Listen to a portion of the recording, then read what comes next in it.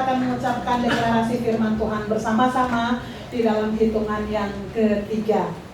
2, 3. Aku percaya firman-Mu berkuasa. Aku percaya firman-Mu dapat mengubah seluruh hidupku. Aku percaya firman ini adalah Tuhan sendiri. Aku siap untuk menerimanya dan mengabulkannya.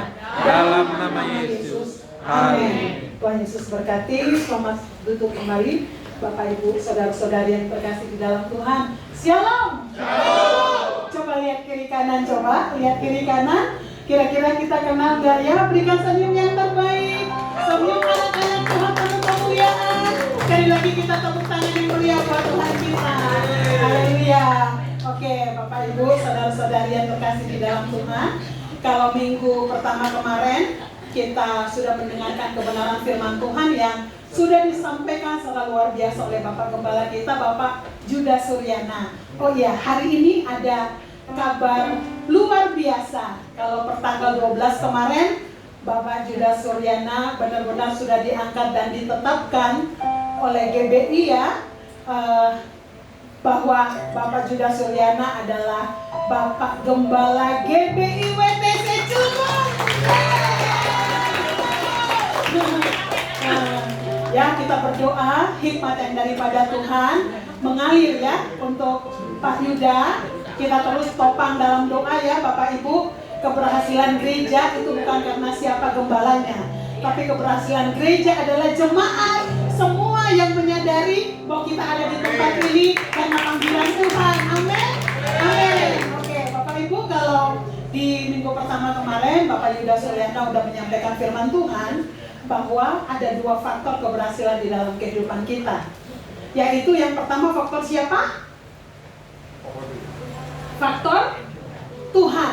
Dalam hidup kita, kalau kita mau berhasil, kira-kira ada 2 faktor yang kita nggak bisa lupakan. Yang pertama adalah faktor Tuhan, ya. Bapak Ibu, kita ada sebagaimana kita ada saat ini. Kita sehat, kita kuat, kita punya mata yang sehat, kaki yang kuat, karena Tuhan. Keberhasilan kita bisa lakukan kerja mati-matian. Kalau tanpa Tuhan, hasilnya nggak akan maksimal, ya. Tetap ada hasil, tapi tidak maksimal tanpa Tuhan, ya. Tetapi ada faktor kedua di dalam kehidupan kita. Faktor apa, Bapak Ibu? Hah? Faktor? Coba bisik-bisiknya agak gedein aja, biar kita nggak ngantuk.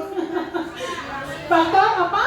Manusia. Betul sekali. Berikan tepuk tangan buat area kanan, Ciana dan Undege.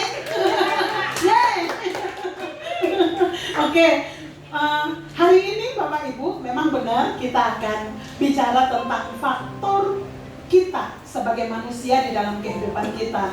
Saya ingat waktu kita KPN pada bulan Januari kemarin, saya ingat sekali kata-kata Bapak Gembala.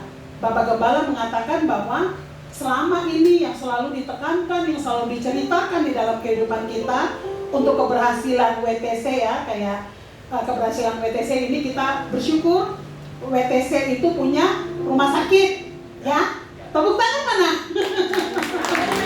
Belum sadar ya, tidak semua gereja punya rumah sakit. Kita WTC punya rumah sakit. Tepuk tangan buat Tuhan. Nah, kita punya HOB ya. Itu HOB itu dari awalnya yang untuk tanam sayur, udah berkembang jadi ikan, udah berkembang lagi sekarang jadi air ya. Bapak Ibu kalau minum air, ambil di belakang itu air dari HOB. Berarti dari pabrik kita sendiri. Nah, Bapak Gembala menceritakan bagaimana penyertaan Tuhan, pimpinan Tuhan begitu luar biasa Bapak Ibu ya. Jadi kalau GBI WTC dengan visi yang begitu luar biasa, dan sekarang Tuhan genapi di dalam kehidupan GBI WTC itu semata-mata karena pertolongan Tuhan. Bapak Gembala mengatakan demikian. Tetapi ada poin penting yang selama 2026 ini akan Bapak Gembala ceritakan di dalam kehidupan kita, bahwa untuk sampai kepada semua pencapaian itu semuanya berdarah-darah ya. Itu ada air mata, ada lutut, ada pengorbanan yang begitu luar biasa. Artinya apa Bapak Ibu?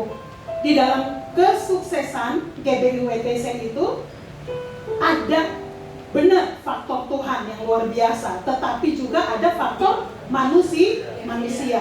Kalau kita bisa lihat GBI WTC begitu luar biasa Bapak Ibu, itu karena ada orang-orang yang mau bayar harga, ada orang-orang yang mau taat, ada orang-orang yang mau berkorban. Sekarang saya tanya, kita mau berhasil di dalam kehidupan kita? Amin. Siap? Siap. Tuhan rindu untuk berkati setiap kita Bapak Ibu. Bahkan mungkin lebih dari yang timbul di dalam hati kita dan pikiran kita. Tuhan rindu untuk berkati kita. Kenapa? Karena sebenarnya pada saat kita diberkati, kita bisa akan dengan mudah bersaksi ya Bapak Ibu ya. Wah, larinya udah langsung jauh. Dikatakan bahwa di balik setiap keberhasilan orang maupun organisasi selalu ada bagian manusia dan ada bagian Tuhan ya, seperti pendahuluan tadi ya. Terus kita lihat Bapak Gembala kita mengatakan bahwa tanpa persiapan diri Tuhan tidak mau menyatakan diri. Kadang-kadang di dalam kehidupan kita Bapak Ibu ada hal-hal yang memang harus kita lakukan sedemikian rupa. Saya ingat waktu kami Kersel, conference Kersel, firman Tuhan dari Pak Jeffrey Rahmat mengatakan demikian. Sebagai pemimpin, sebagai anak-anak Tuhan, kita semua di sini pemimpin, kita semua anak-anak Tuhan, kita harus punya mimpi itu seperti raja. Ya, kalau raja tentunya Bapak Ibu bukan hal-hal remeh-temeh ya, yang dia raja terbiasa hidup di dalam kerajaan, terbiasa mengatur, memimpin, otomatis dia punya rencana yang sangat besar. Tetapi dikatakan kita punya mimpi seperti raja, tetapi kita melakukan semua persiapan seperti hamba. Artinya apa Bapak Ibu? Hamba kalau dia melakukan pekerjaannya harus detail ya, harus yang terbaik.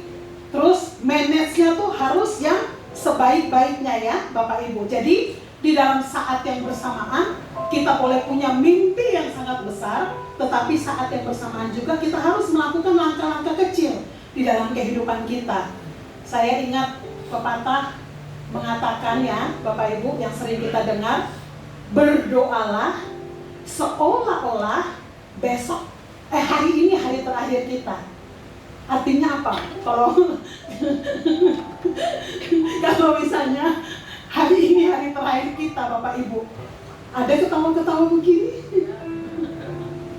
Kalau kita tahu hari ini hari terakhir, pasti kita akan doa secara apa? Sungguh-sungguh. Doa secara khusyuk luar biasa. Tapi dikatakan lagi, kita harus bekerja seperti hidup kita masih 1000 tahun lagi.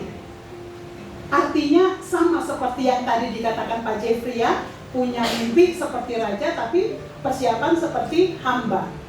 Berdoa sungguh-sungguh, kita libatkan Tuhan, tetapi jangan pernah kita lewatkan bagian kita untuk melakukan persiapan ya Bapak Ibu ya. Nah, bagian kita sebagai manusia adalah apa? Persiapan. Bagian Tuhan adalah membuka kesempatan. Ingat, kesuksesan itu persiapan bertemu dengan kesempatan. Persiapan bagian kita, kesempatan itu bagian Tuhan. Terkadang Bapak Ibu, kenapa kita lama perjalanan untuk menuju kepada apa yang Tuhan tentukan di dalam hidup kita? Karena kadang-kadang kita nggak siap. Tuhan udah buka pintu, kita nggak masuk-masuk. Kenapa? Karena kita nggak siap, ya Bapak Ibu. Tetapi kalau kita selalu dalam kondisi siap, ada keadaan kita bisa langsung selesai. Ada keadaan seperti itu ya Bapak Ibu. Jadi bagian kita adalah persiapan, bagian Tuhan adalah kesempatan. Kalau saya review balik yang minggu pertama yang disampaikan oleh Bapak Pendeta, itu dikatakan bahwa pada saat bangsa Israel mau masuk ke Kanaan, kita ingat ya, untuk mengalahkan lawan orang Het, orang Amori, Tuhan melepaskan apa Bapak Ibu? Tabuhan, ya. Begitu juga Yosua. Pada saat mau merebut Kanaan juga, Tuhan memberi hujan apa? Yang masih ingat, yang ibadah minggu pertama coba angkat tangan. Nggak akan angkat tangannya. Tuhan memberikan hujan apa Bapak Ibu? Hujan? Jangan ragu-ragu. Hujan? Batu. Kalau hujan es kita sampai hari ini pun dengar ya Bapak Ibu. Tetapi hujan batu kita nggak dengar. Ya, tapi itu terjadi ya, ditulis atau dicatat Alkitab. Artinya Tuhan benar-benar melakukan yang di luar daripada pemikiran kita ya.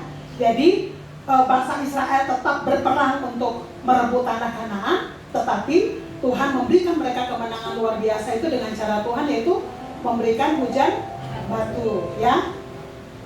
Nah, Rick Warren mengatakan bahwa Allah jauh lebih tertarik tertarik dengan persiapan kita daripada promosi.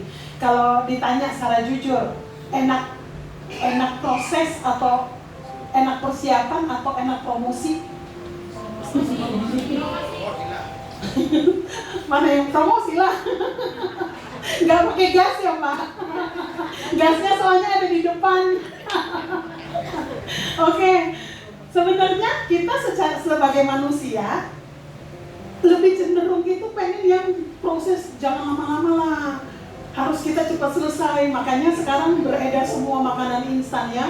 Dulu cuma mie instan, tapi sekarang coba Bapak Ibu lapar ya, kokoken. Kalau lapar ke Indomaret aja, di situ ada nasi yang tinggal di microwave udah beres, udah langsung makan gitu ya.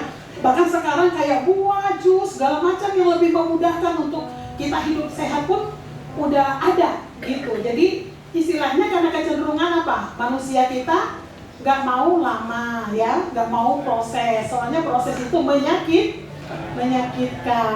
Proses itu apa? Harus kita apa? Sabar. Sedangkan kalau kita maunya langsung hari ini pengen, besok jadi. Well, apakah Tuhan ingin seperti itu? Enggak ya Bapak Ibu. Kenapa? Kita butuh proses. Karena pada saat proses itu terjadi di dalam hidup kita bergantung sama Tuhan, karakter kita terbentuk ya. Itu. Jadi kenapa proses itu jauh lebih penting daripada hasil? Karena pada saat kita proses itu, kita benar-benar berusaha melakukan tanggung jawab kita semaksimal mungkin kalau kita mau dapat hasil yang memuaskan ya. Kalau kita hidup standar, hidup datar, kita nggak terlalu punya ambisi atau cita-cita yang besar, kita akhirnya mengisi hari-hari kita itu dengan biasa-biasa banget gitu. Jadi bangun pagi, lakukan aktivitas biasa, besok malam, dan itu secara terus-menerus. Sedangkan Tuhan gak inginkan kita stuck ya. Tuhan inginkan kita untuk bisa menjadi maksimal, supaya Tuhan bebas memakai kehidupan kita untuk menjadi berkat buat orang lain. Ya Bapak Ibu, kalau kita berada di puncak, itu orang bisa lihat kita lebih banyak Bapak Ibu ya. Tetapi pada saat kita berada di puncak itu semata-mata karena anugerah Tuhan, karena apa yang Tuhan kerjakan di dalam kehidupan kita. Pepatah mengatakan karisma membawa kita naik, tetapi yang buat kita bertahan di atas puncak adalah karakter. Tuhan percayakan hal yang besar di dalam kehidupan kita, tanggung jawab yang besar. Mungkin jabatan kita seusia mungkinnya anak-anak muda, kita punya jabatan yang mungkin udah di atas rata-rata dari seusia kita. Tetapi kita ternyata nggak diproses matang. Itu bisa membuat kita turun dengan cepat. Kenapa Bapak Ibu? Karena kita prosesnya kita nggak matang ya. Jadi kenapa proses itu penting di dalam kehidupan kita? Supaya pada saat Tuhan bawa kita naik, kita kuat, kita mempermuliakan Tuhan.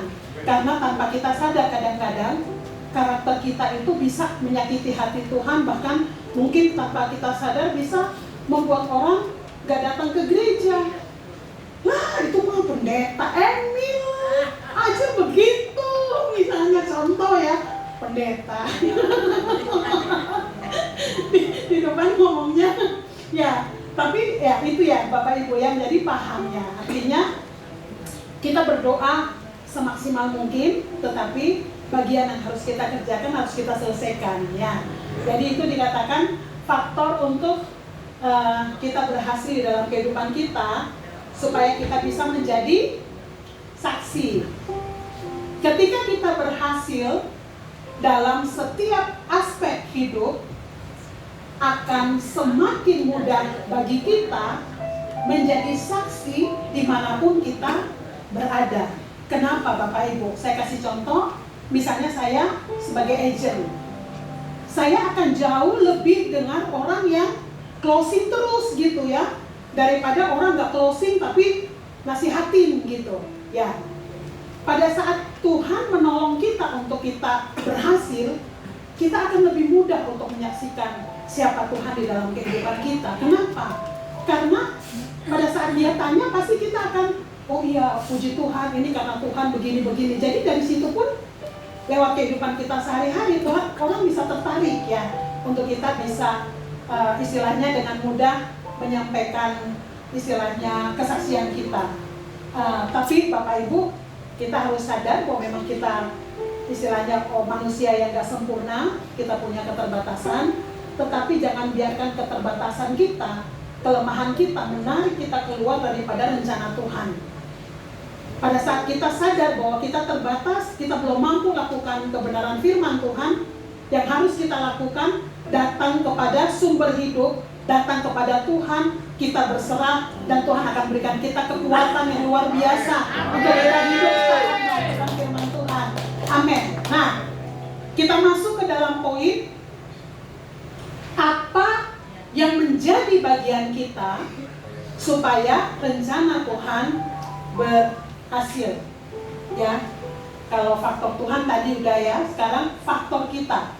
Yang pertama, nomor 1 dikatakan persiapan mental dan karakter agar berhasil menjadi saksi.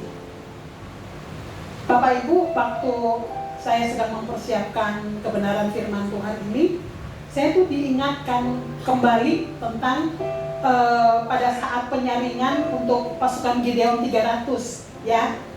Dari 32.000 menjadi sisa 10.000, Bapak Ibu, berarti kan 22.000 lebih dari berapa puluh persen tuh. Ya, maksudnya sebagian besar. Itu dikatakan apa? Kalau yang takut, udah pulang aja, mundur, gak usah ikut perang, Bapak Ibu. Jadi begitu pentingnya mental di dalam kehidupan kita untuk kita bisa menang, untuk kita bisa apa? Bertahan, untuk kita bisa mampu menerima apa? Tanggung jawab yang lebih besar dari Tuhan. Jadi dikatakan bahwa persiapan mental dan karakter agar berhasil menjadi saksi. 1A. Ini dikatakan bahwa Injil itu sangat bergantung dengan kredibilitas kita sebagai orang percaya, ya, sebagai orang Kristen. Kredibilitas kita itu terbentuk pada saat kapan? Pada saat tadi proses kita persiapan. Jadi kalau hari-hari ini Bapak Ibu, saudara-saudari, saudara-saudare,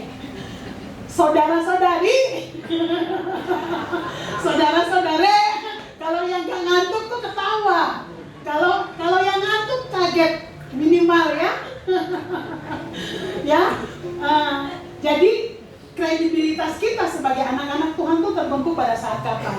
Pada saat kita proses tadi ya, proses persiapan ya, Bapak Ibu ya. Jadi kalau saat-saat ini mungkin kita sedang ada di dalam masa proses persiapan, kita harus apa? Bersyukur karena Tuhan sedang mempersiapkan kita untuk proyek Tuhan yang besar yang ada di depan. Kalau Tuhan percayakan kita proyek yang besar, yang memperlengkapi kita siapa?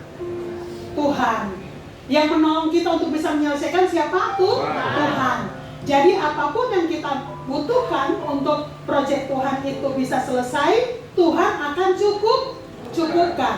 Atau mungkin hari-hari ini Bapak Ibu sedang bergumul apapun ya Bapak Ibu ya, entah itu di pekerjaan, entah itu di dalam rumah tangga, atau entah itu tentang sakit penyakit, kita percaya bahwa Tuhan sedang bekerja untuk kebaikan kita, mempersiapkan kita untuk proyek Tuhan yang luar biasa. Amin. Amin. Amin. Nah, larinya jauh, benar. 1A, persiapan mental dan karakter itu, poin yang pertama adalah kita harus punya growth mindset, yaitu apa? Cara berpikir yang percaya bahwa kemampuan dapat dikembangkan melalui apa? Usaha dan belajar. Kita buka di dalam Roma 12 ayat 1 dan ayat 2.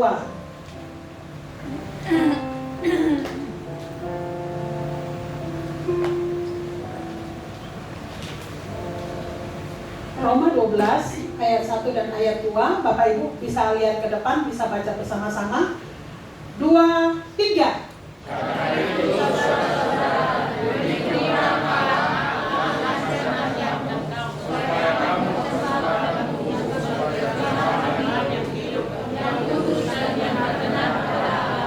Itu adalah ibadah yang sejati. Janganlah kamu menjadi serupa dengan dunia ini, tetapi berubahlah oleh pembaruan dirimu, sehingga kamu dapat membedakan mana kehendak Allah, apa yang baik, yang berkenan kepada Allah, dan yang sempurna. Tuhan mau kita sampai di titik apa yang baik, yang berkenan kepada Allah, dan yang sempurna ya Bapak Ibu ya. Jadi cara berpikir kita harus sampai kepada apa yang Tuhan mau. Di dalam hidup kita itu sebenarnya ada tipe cara berpikir itu sebenarnya ada 2. Tahun kemarin saya ingat saya udah sempat bahas di tempat ini. Yang pertama adalah growth mindset, yang kedua adalah fixed mindset ya.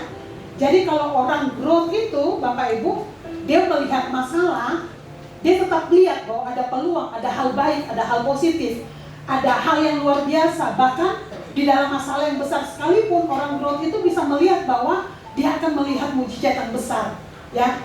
Tetapi kalau orang fix mindset Bapak Ibu, dia lihat masalah, dia langsung ciut, bahkan mungkin bisa nyalahin keadaan, mungkin bisa nyalahin Tuhan. Kenapa?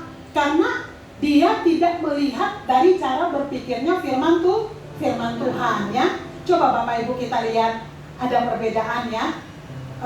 Di sini kita lihat cara berpikir growth mindset dan fixed mindset. Yang pertama, semua bisa baca ya.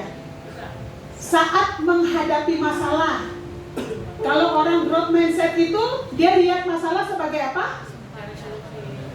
Jangan kedua dulu Ibu, yang pertamanya jangan dilompat. Dia lihat masalah, menghadapi masalah, dia lihat bahwa itu adalah kesempatan belajar ya. Terus yang kedua kita lihat kalau orang growth itu dia akan berusaha untuk mencari solusi. Nah, coba kalau orang fixed mindset ini, orang fix ini bukan berarti bicara orang senior ya. Growth itu anak-anak muda, terus yang fix itu orang tua. Enggak, kamu anak muda tapi cara berpikir jangan ada yang tertuduh. Kita anak muda, tapi kalau kita evaluasi ada hal ini, itu berarti kita fix mindset. Nah, saat menghadapi masalah, orang fix gimana? Masalah sebagai tanda ketidakmampuan. Jadi langsung lemah dia, langsung lemas. Terus menghadapi masalah, terus apa? Dia langsung menyerah dan menghindar. Jadi berusaha untuk lari dari masalah. Saya ingat ya kalau cara menyelesaikan masalah itu sebenarnya ada yang kayak misalnya ada batu, menyelesaikan masalah dia hadapin itu berarti batunya kan diterobos ya. Itu pertama. Terus yang kedua ada yang batu tapi dia kelilingin aja tuh. Kelilingin doang. Maksudnya masalah dia berputar-putar di situ terus, gak keluar-keluar. gitu ya, jatuh lagi di masalah yang sama. Ada yang masalah itu ibaratnya batu, dia lari menjauh ya. Jadi kalau yang jatuh terus sama yang menghindar itu berarti apa? Dia fix ya. Coba tanya, kita fix atau growth? Growth dengan yakin guys.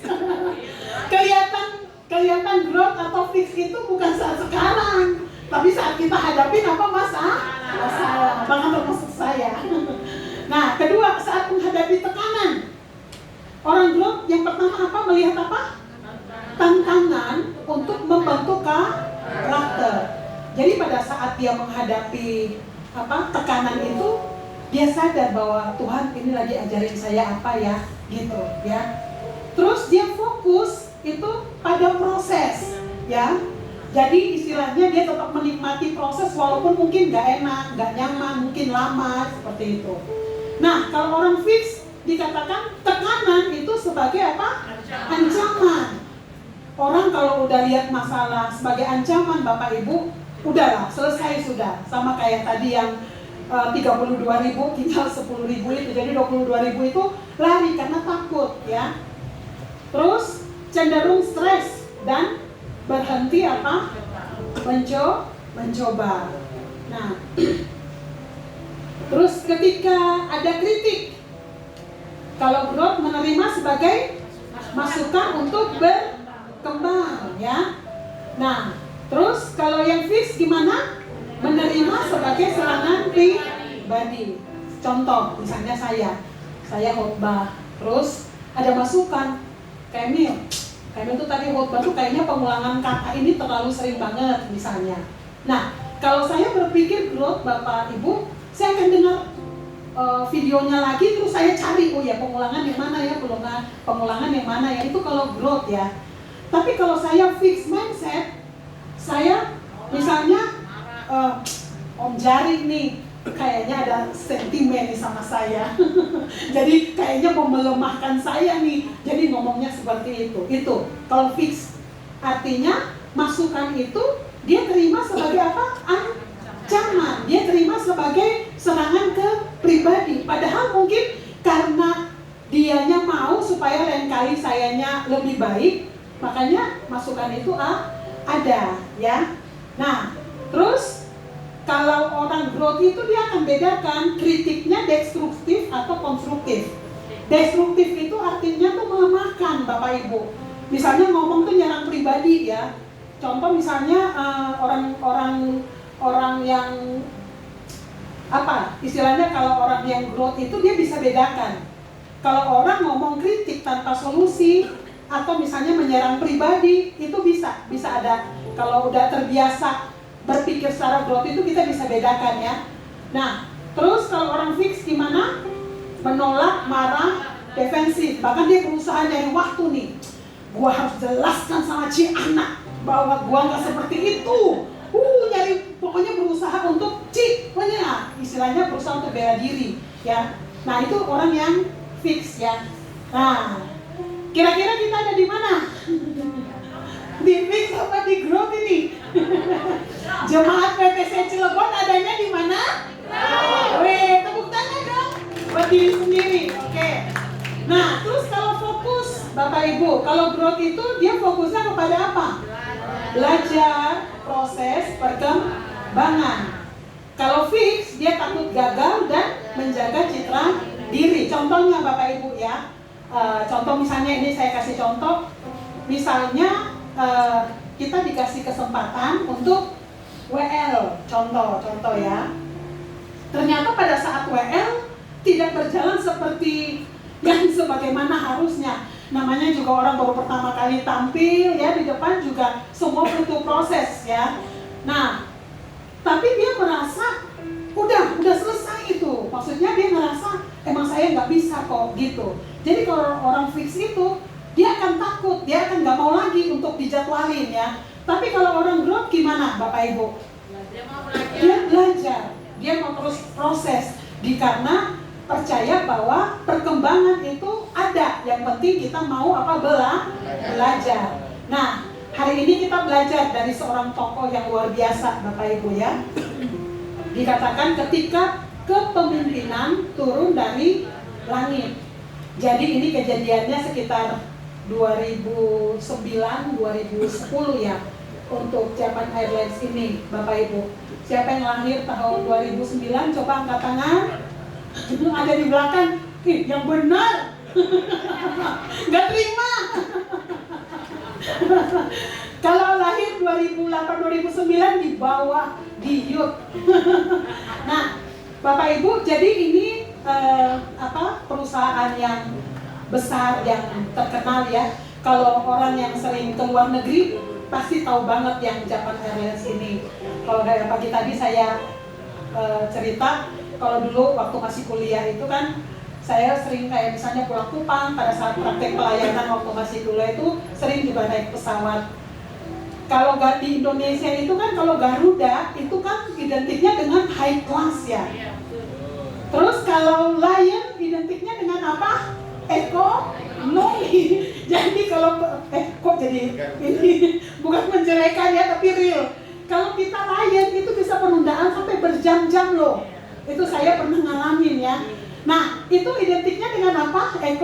Ekonomi. Ya iyalah, orang kita bayarnya murah dibandingkan kita bayar Garuda, ya kan? Nah, terus kalau di Indonesia itu yang harganya nggak terlalu mahal tapi pelayanan bagus, yang menurut saya ya, ini menurut saya itu Batik Air ya. Itu kan seringnya kayak ke Kupang, ke Medan, Manado itu Batik Air ada gitu ya. Nah, kalau Batik Air itu dia nggak terlalu mahal tapi bagus. Nah, kalau Japan Airlines ini Bapak Ibu, dia identiknya kelas bintang 5 tapi bayarnya tuh kaki 5 gitu. Maksudnya kita bayarnya kelas Garuda,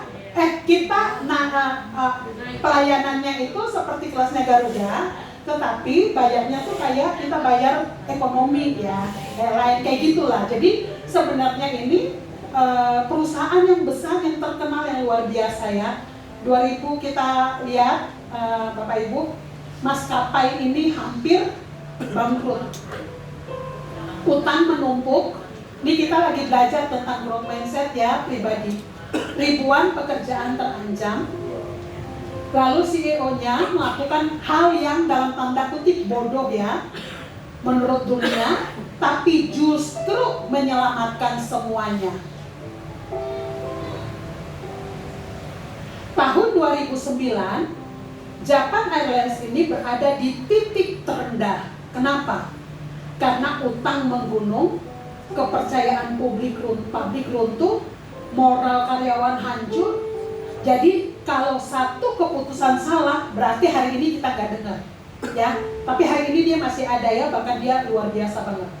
Nah, di saat semua menunggu pidato besar, CEO Japan Airlines ini, Haruka Nishimatsu, memilih diam. Sebenarnya diam itu ada dua ya Bapak Ibu.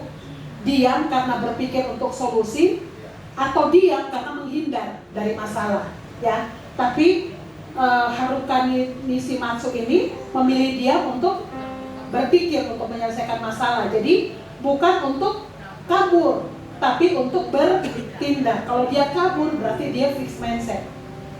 Nah, saat banyak eksekutif menyelamatkan diri, dia justru, Bapak Ibu lihat ya, memotong gajinya sendiri, menolak bonus, menghapus fasilitas mewah. Karena dia percaya bahwa pemimpin harus berkorban dulu ya. Nah, berikutnya dikatakan bahwa saat itu nggak ada konferensi pers, nggak ada drama, hanya keputusan nyata yang tadi yang kita udah lihat ya, yang langsung terasa oleh semua orang. Dia tidak hanya bicara soal kerendahan hati, dia menjalankan. Biasanya CEO kalau terbang pakai ekonomi atau bisnis? Pasti bisnis. Tapi dia pakai kelas ekonomi. Dikatakan bahwa dia naik bus, dia berpakaian sederhana, dia berdiri sejajar dengan karyawan, tanpa jarak, tanpa status. Karyawan melihatnya dan sesuatu berubah ya. Kita lihat pada saat CEO ini merendahkan diri, perubahan mindset daripada karyawan itu terjadi ya. Kepercayaan tumbuh, semangat bangkit, ketakutan berubah menjadi solidaritas. Jadi orang tidak mengikuti jabatan, mereka mengikuti contoh nyata di dalam kehidupan kita sehari-hari, Bapak Ibu. Pada saat kita berada di manapun ya, dalam pekerjaan kita, keseharian kita, orang nggak melihat apa yang kita katakan, tapi orang melihat apa yang kita lakukan. Dan Nishimatsu memberi contoh saat semua orang hanya bicara. Nishimatsu paham satu hal penting, kepemimpinan dapat dikembangkan. Kepemimpinan bukan soal berada di atas orang lain, tapi senantiasa berusaha untuk menjadi contoh dan memberi yang terbaik bagi orang-orang di sekitar kita terlebih dahulu. Dampaknya, Japan Airlines berhasil keluar dari kebangkrutan. Mereka bangkit kembali, bahkan mencatatkan rekor keuntungan yang lebih besar dibandingkan sebelum proses reorganisasi. Jadi keuntungan yang dialami setelah masa pahit itu jauh lebih dahsyat, ya Bapak Ibu ya. Jadi di sini kita lihat, untuk suatu perubahan harus ada yang mau bayar harga. Ya, untuk suatu perubahan ada hal yang harus kita lakukan. Ya, Tuhan bisa kerja dengan berbagai macam cara. Ya, Bapak Ibu ya. Kayak dikatakan firman Tuhan, kalau kita nggak memuji Tuhan, Tuhan bisa buat pohon-pohon memuji Tuhan. Artinya apa? Tuhan mau untuk kita sungguh-sungguh melakukan bagian kita supaya kita lihat Tuhan bekerja secara luar biasa. Amin. Amin. Kayak saya hari-hari ini terus terang karena anak-anak sudah mulai menginjak masa remaja ya, kayak istilahnya mulai bergumul ya untuk kedepannya nanti mereka bagaimana segala macam ya Bapak Ibu, pergaulannya seperti apa. Nah, saya berdoa serahkan mereka ke dalam tangan Tuhan. Tetapi bagian yang harus saya kerjakan, bagaimana saya harus siapkan untuk anak-anak saya benar-benar mengandalkan Tuhan. Anak-anak saya bagaimana harus kenal Tuhan. Itu bagian saya. Ya, bagian Tuhan, kita bisa doa serahkan ke dalam tangan Tuhan, tapi jangan sampai kita lewatkan tanggung jawab kita sebagai orang tua. Kadang-kadang dalam hidup kita, Bapak Ibu, kita merasa bahwa setelah kita berdoa semuanya selesai. Hari ini kita belajar gak seperti itu. Saat kita berdoa, ada hal, ada bagian, ada tanggung jawab yang harus kita kerjakan ya. Saya nggak tahu hari ini di dalam keluarga Bapak Ibu, atau mungkin bisnis, atau mungkin perusahaan, atau mungkin kesehatan, ataupun pergumulan apapun. Saya nggak ngerti, tapi kalau Tuhan ingatkan kita untuk ada hal sederhana yang harus kita lakukan, taatlah, lakukanlah.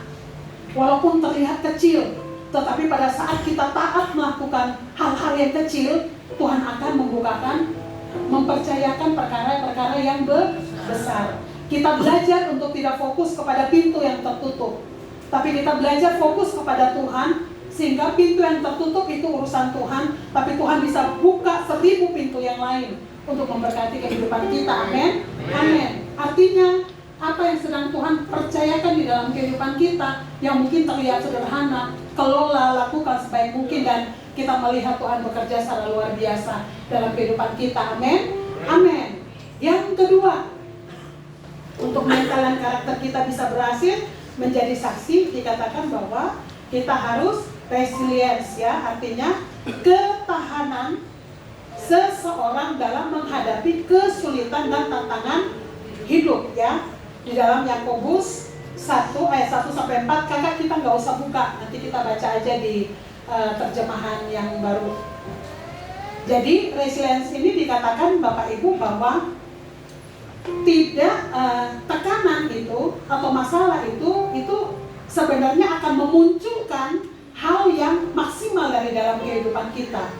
Mungkin hari-hari ini kita sedang bergumul misalnya tentang ekonomi. Kita merasa kok sepertinya tidak ada jalan, tetapi Tuhan ingatkan untuk kita lakukan A, lakukan B yang terlihatnya kayaknya tidak akan menjadi solusi untuk masalah kita yang besar. Hello Bapak Ibu, percaya bahwa pada saat kita lakukan yang kecil, kita percaya Tuhan bisa berkati dan itu bisa menjadi besar untuk apa yang kita pergumulkan dalam kehidupan kita itu, kita bisa melihat nyata Tuhan bekerja secara luar biasa. Amin. Amin. Kita lihat video ini ya Bapak Ibu ya. Nih, yang mungkin bukan mungkin lagi, kita yang orang sempurna belum tentu bisa. Tetapi orang yang terbatas secara fisik, iya. Tapi di situ kita melihat bahwa dia punya kemampuan yang sangat luar biasa ya Bapak Ibu ya. Dengan kaki.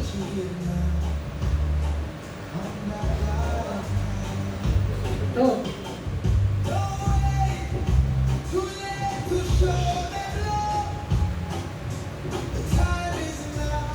Bisa nyetir loh. Yang sempurna bisa nyetir, ada yang nggak bisa nyetir nggak? Ayo. Tidak ada yang bisa membatasi kita sebenarnya kalau kita mau.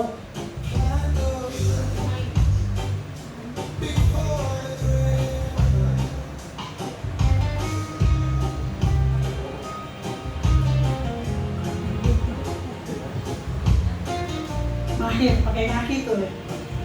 Wow. Keren. Punya anak. Bisa kunci loh pakai kaki ya. Tuh.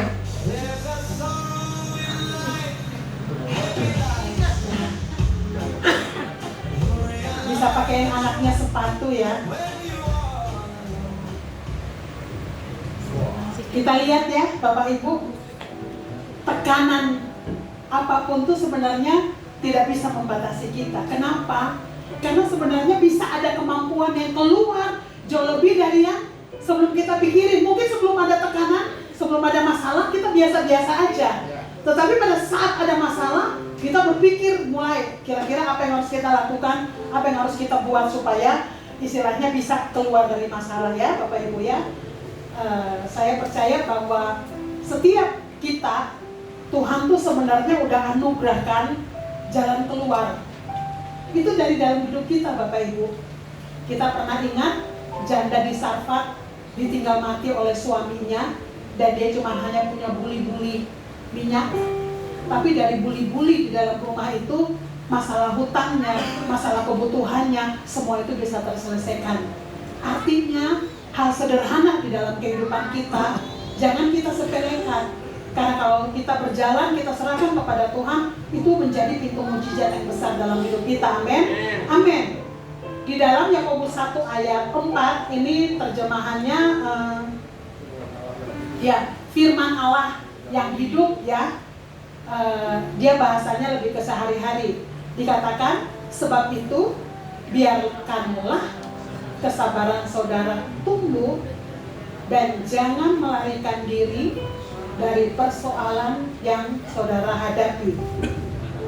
Karena apabila kesabaran saudara berkembang sepenuhnya, saudara akan sanggup menghadapi segala sesuatu.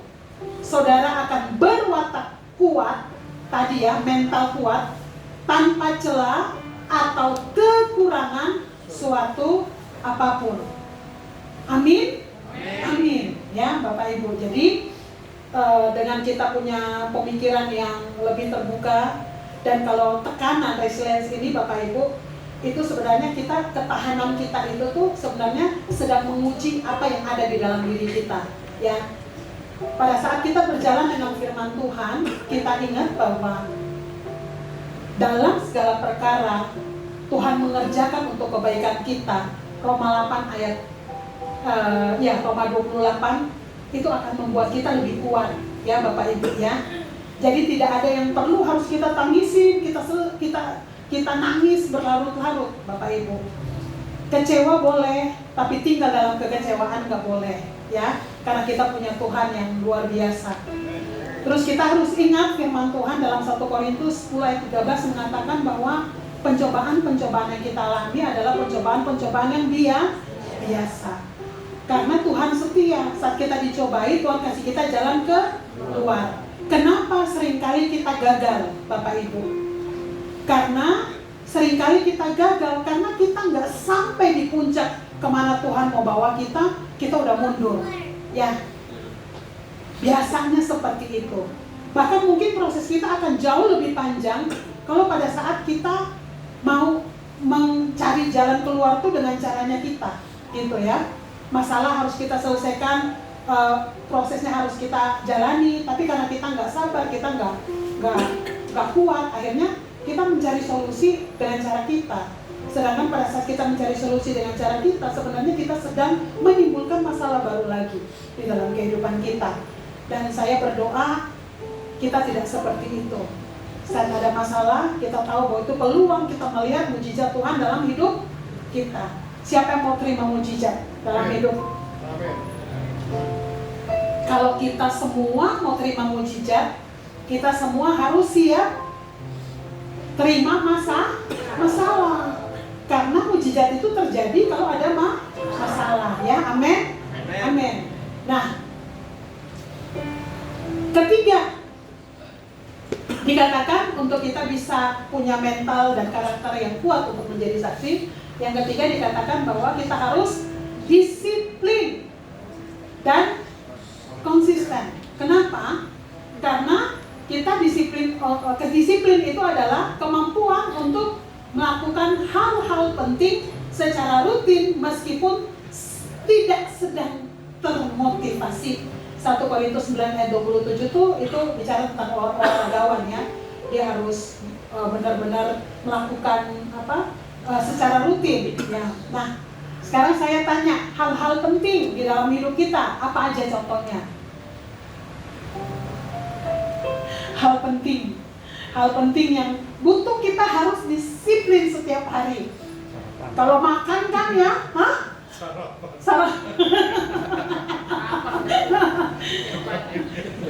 harus IF, Pak, biar kurus.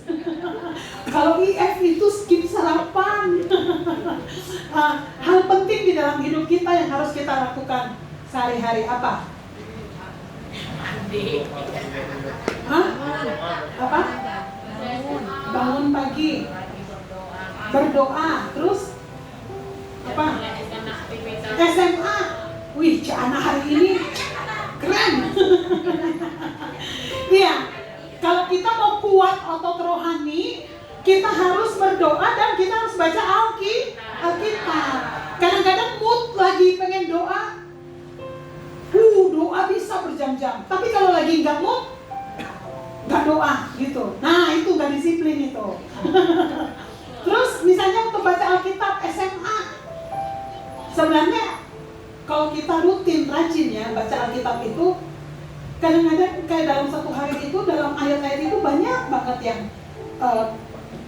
kita dapat, ya. Dan itu yang kita dapat itu tuh sebenarnya menguatkan kita gitu. Dan kadang-kadang saat kita lagi masalah, Roh Kudus bisa ingatkan kita firman itu supaya kita jadi kuat.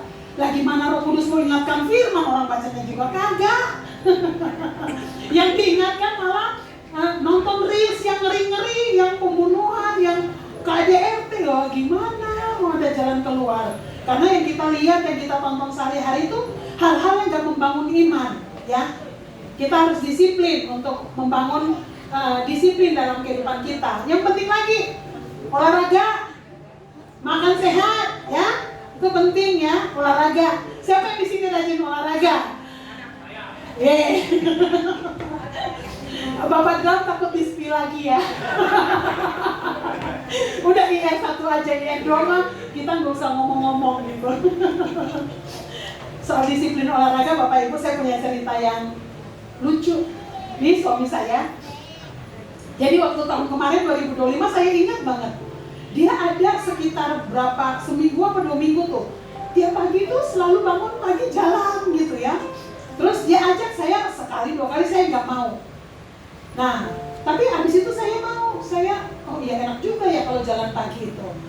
Nah, berjalan gak berapa lama, dia udah gak mau lagi. Tapi saya ngotot, karena saya udah ngerasain kalau kita olahraga tuh bawaan seharian tuh kayak lebih enak gitu, ya.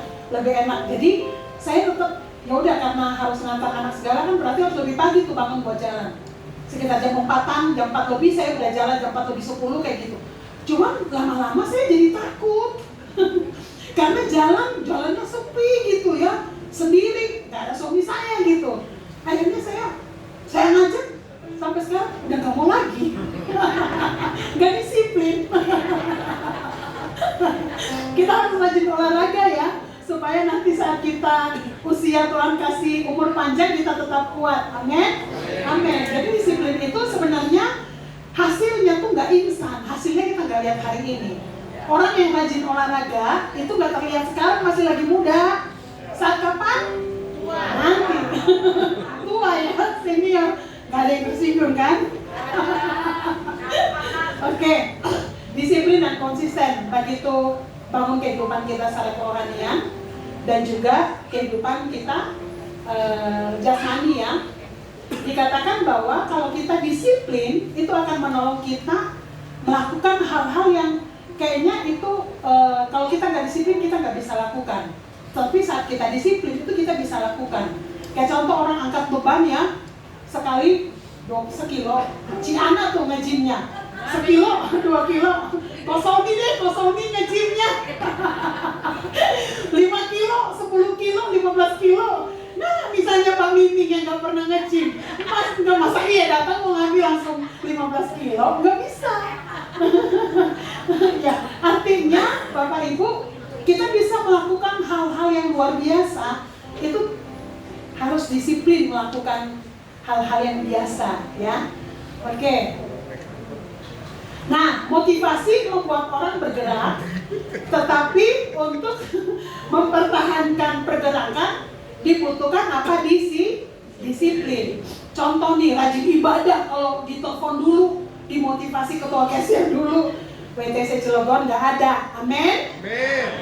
WTC Cilegon nggak ada, amin.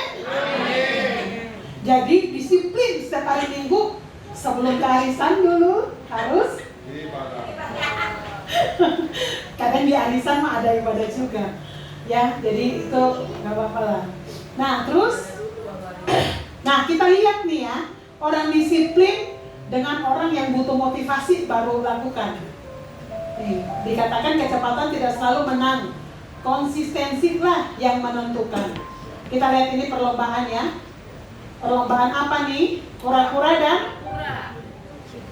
kelinci. Kelinci itu dia jalan kalau dipukul dulu pantatnya, ya. Coba kita lihat yang menangnya siapa.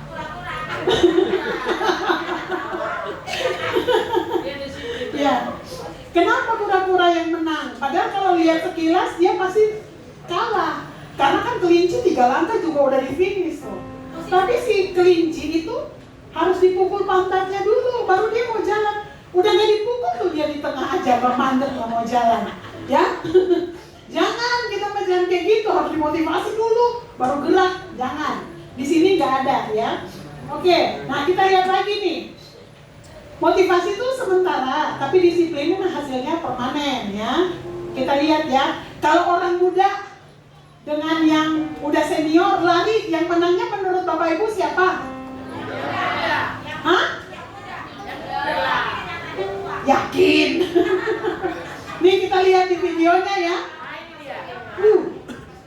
Ini yang menang di orang tua nih.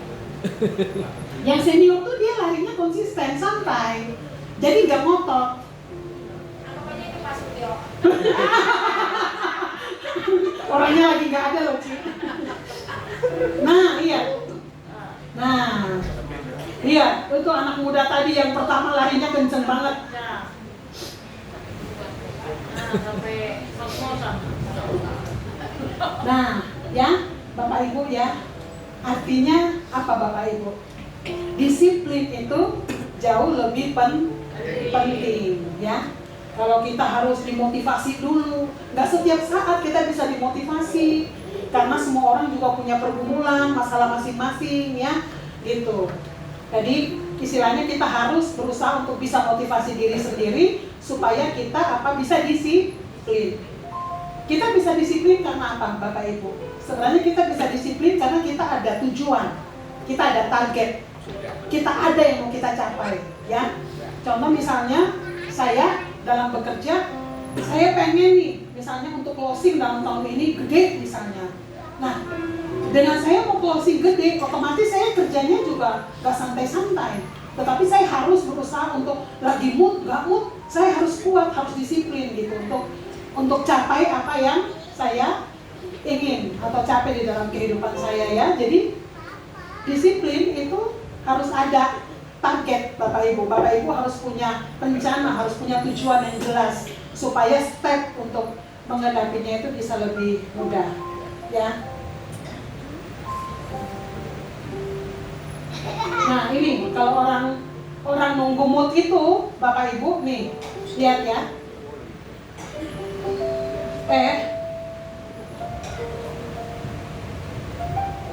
Nah kalau orang nunggu mood itu dia nunggu terus, dia enggak. Nah kalau orang action dia sebelum benar-benar tepat sasaran itu dia udah berapa kali kan gagal ya. Jadi di dalam hidup kita pun sama.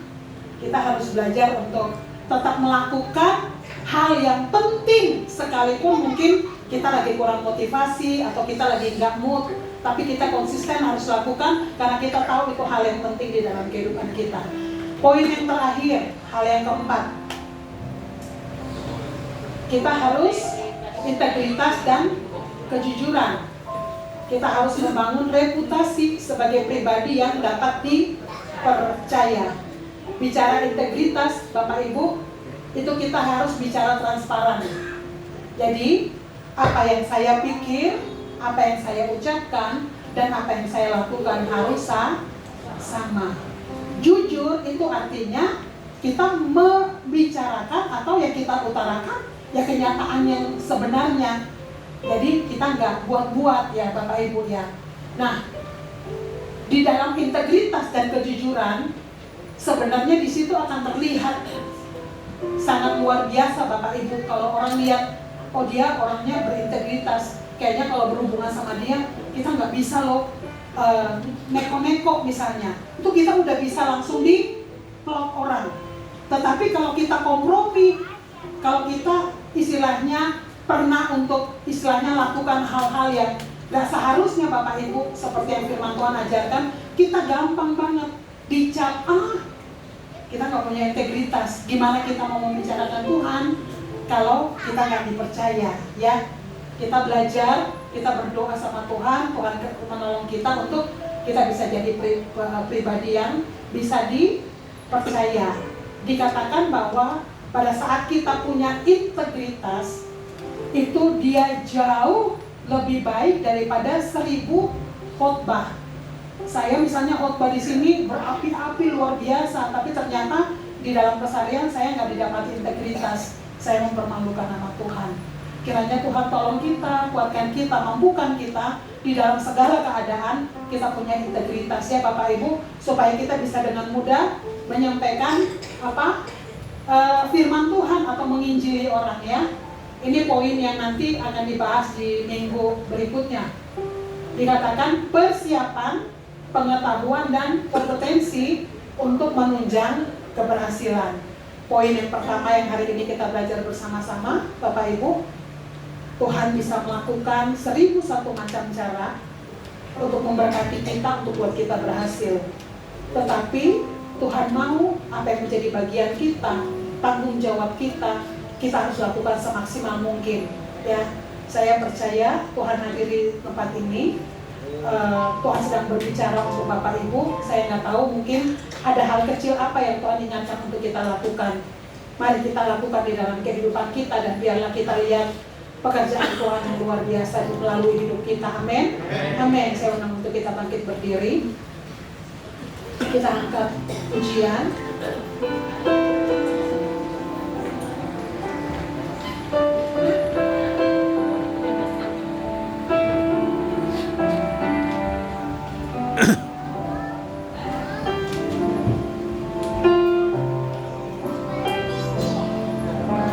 Meskipun Tuhan tak menolongku,